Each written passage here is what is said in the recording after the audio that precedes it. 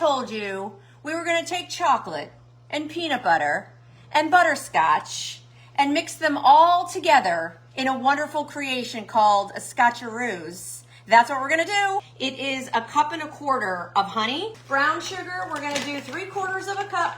Let's do it. And look who's back.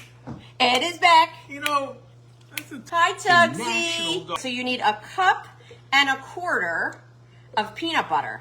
6 cups of cereal, because that is the box. All right, so now we're stirring in, and this is going to be the base. When the recipe calls for spray, use spray. There is the base. Whee! 1.25 cups. Chocolate chips. wow. Boom. Ooh, 1.5 cups of butterscotch. Take 1 tablespoon of coconut oil. Okay, 1 teaspoon, Edward, I see you, of vanilla extract. Look at the topping for our Scotcheroos. You're gonna go and spread that over the top.